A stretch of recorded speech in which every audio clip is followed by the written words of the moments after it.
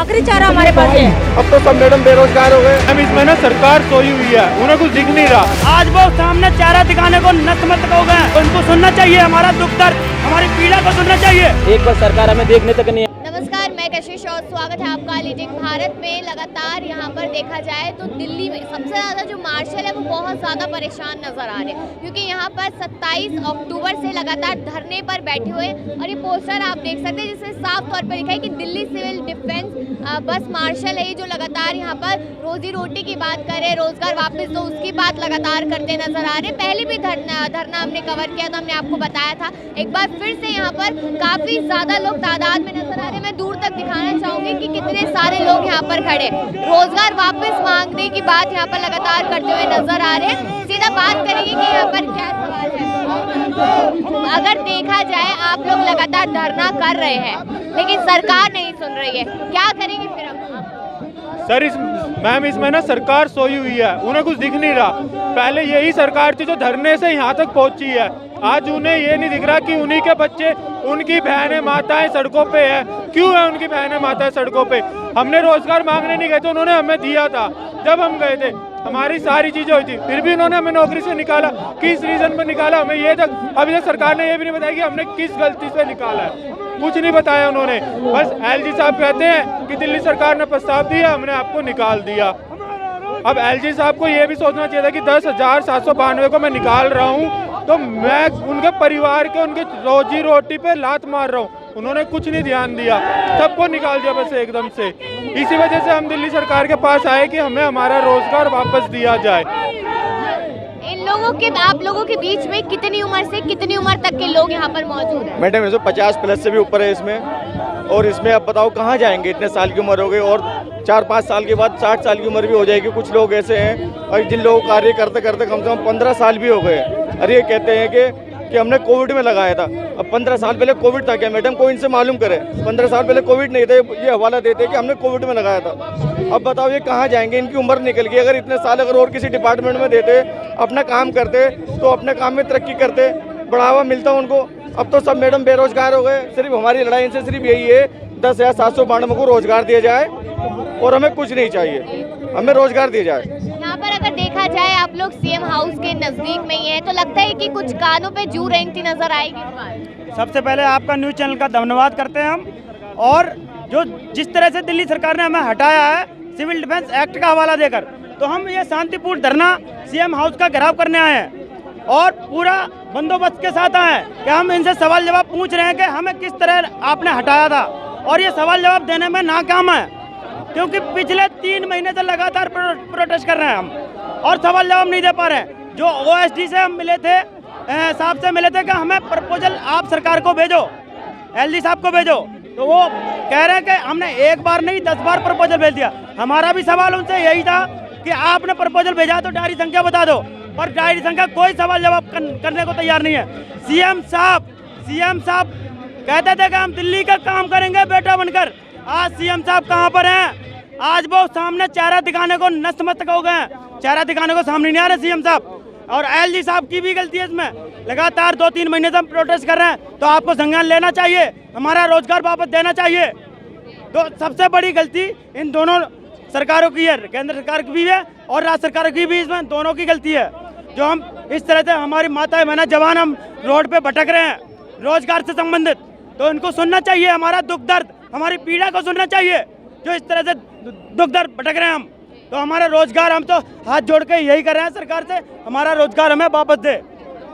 क्या लगता है कि सरकार अब सुनती हुई नजर आएगी, क्योंकि केजरीवाल तो खुद मामले में फंसे पड़े हैं, वो ईडी के मामले में घूम रहे, तो आप लोगों की कहाँ से ही सुन पाएंगे? सरकार को सुनना पड़ेगा। देखिए, जिस वक्त उन लोगों ने लगाया था उस वक्त जब इन्होंने एलजी साहब ने मांगा कि आप सिविल डिफेंस के भर्ती में त्रुटियां हैं, तो इन्होंने ये लगा के दिया। संतोष राय जी का एक नोटिफिकेशन आया, उसमें ये साफ साफ लिखा हुआ है कि दिल्ली की सिविल डिफेंस जो है वो निष्काम सेवा करने के लिए जानी जाती है, ये पेड ड्यूटी नहीं करती है।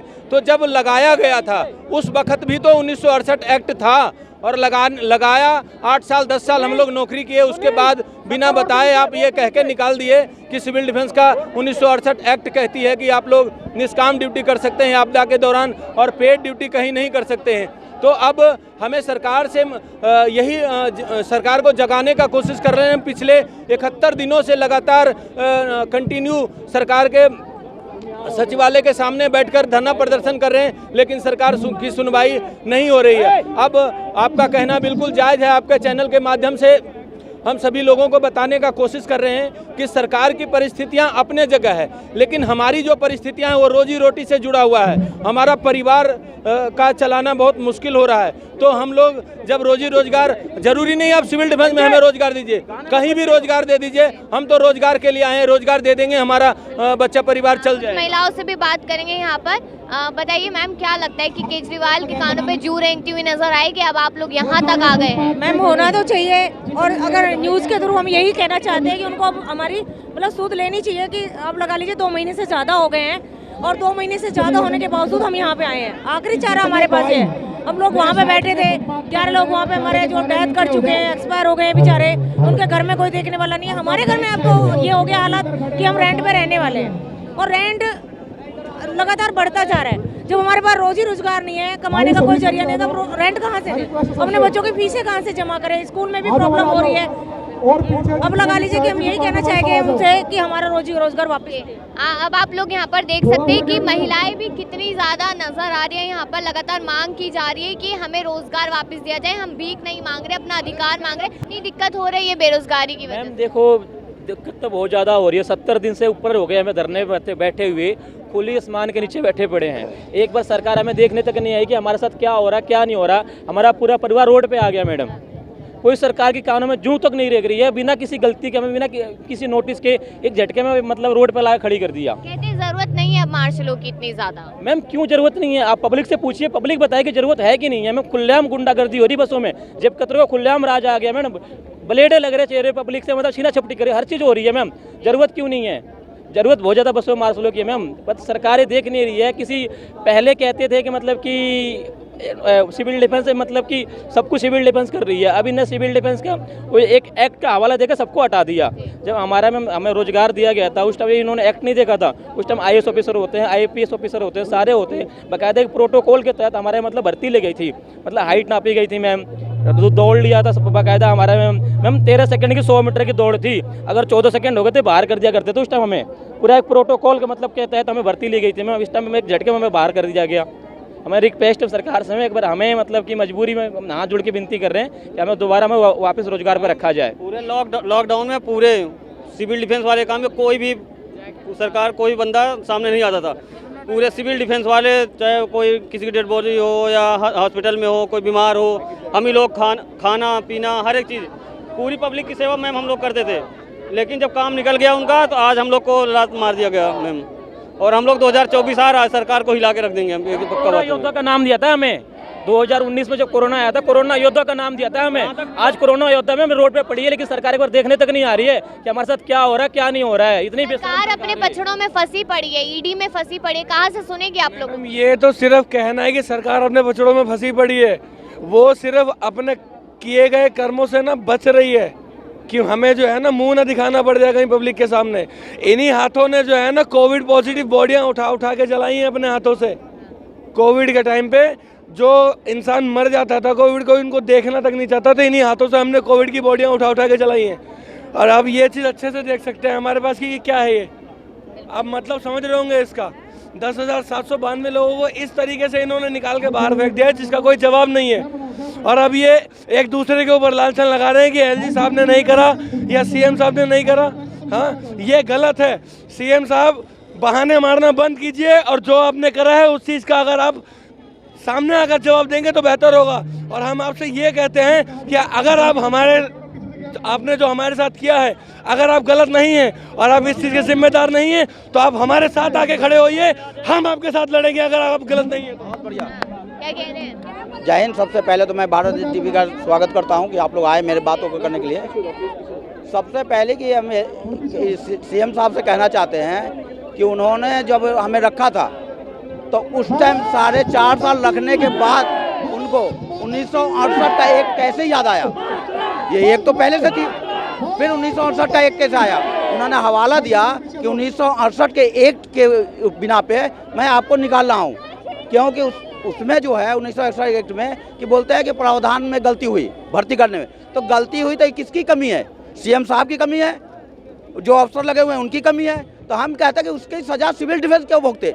इसकी सज़ा सबसे पहले सीएम साहब खुद इस्तीफा दें कि उन्होंने कैसे गलत भर्ती किया। 1968 पूछिए ना कि हम अपनी ज़रूरतें कैसे पूरी कर रहे हैं। सीएम साहब के एक ऑर्डर पे उनके छींकने से पहले तो उनके पास डॉक्टर आ जाता है, उनके पास खाना खिलाने वाला आ जाता है, उनका हाथ पोंछने के लिए, उनका मुंह पोंछने के लिए आता है। तो हमारे बच्चों से जाके पूछो कि उनके मुंह में निवाला कौन डालने वाला है। हमारे पास में इतनी हिम्मत नहीं है कि हमारा बच्चा अगर हमसे कुछ मांग ले कि पापा ये चीज़ चाहिए, तो हम अपनी बच्चे की आंख में आंख डाल के ये कैसे कि बेटा मेरे पास पैसे नहीं है, मेरे पास नौकरी नहीं है, कि किस मुंह से जाके उनको हम कहेंगे? इनके बच्चे कभी सरकारी स्कूल में गए हैं? इनसे पूछिए पहले। कभी जो मोहल्ला क्लिनिक इन्होंने खुलवाई थी, क्या उसकी एक गोली भी इन्होंने खाई है? हम खाते थे, हमसे पूछो ना। यहाँ पर अब सीएम हाउस के पास पहुंच चुके हैं, लेकिन उसके बाद भी अगर नहीं सुनी जाती बात तो फिर आप लोग अब क्या करेंगे? क्योंकि कोई फर्क नहीं पड़ रहा है। अब तो आप 2 महीने से आप लोग लगातार बैठे हुए हैं। मैडम फर्क कैसे नहीं पड़ेगा? दूसरी बात कि सीएम हाउस के आगे आए हैं, धरना तो हमारा कितने दिन से 2 महीने से ऊपर हो चुके हैं, ठीक है। ऐसा कुछ है कि ये लोकतांत्रिक व्यवस्था है, लोकतांत्रिक देश है, ये लोकतांत्रिक, ठीक है। और यहाँ फर्क सरकार को जरूर पड़ेगा, ऐसी बात नहीं कि नहीं पड़ेगा। जब हम यहाँ आए हैं वहाँ पे बैठे बैठे हम थक गए थे, हैं? ये गूंगी बहरी सरकार हो गई है, पूरी की पूरी गूंगी बहरी, अंधी भी हो चुकी है। 8 खत्म हो चुके हैं इसके अंदर, फिर भी इनकी नहीं जागरूक हुई है। लेकिन 2 महीने फिर भी हमने आश नहीं तोड़ी, क्योंकि हम इन्हीं के बच्चे हैं, हम इन्हीं के जैसे ढीठ है। इन्होंने आंदोलन करके क्या करा था? राजगद्दी ले लिया, आम आदमी पार्टी बना लिया, अब अमीरों की पार्टी बन गई। हमें उससे भी कोई मतलब नहीं, लेकिन हमारे रोजगार जो छीना है ना, वो हमें वापस दे दे बस। तमाम लोगों ने राय दी है अपनी। लगातार भीड़ यहाँ पर बढ़ती हुई नजर आ रही है, साफ तौर पे रोजगार वापस मांगने की ही बात कर रहे हैं, लेकिन सरकार के कानों पे जूं तक नहीं रेंगती हुई नजर आ रही। 2 महीने से ज़्यादा तक का समय यहाँ पर हो चुका है। अब आप लोग अपनी राय जरूर दीजिएगा कि क्या लगता है कि क्या सरकार इस मुद्दे पर संज्ञान लेती नजर आएगी या फिर अभी भी इस मुद्दे को ऐसे ही छोड़ती नजर आएगी। तमाम खबरों के लिए देखते रहिए लीडिंग भारत।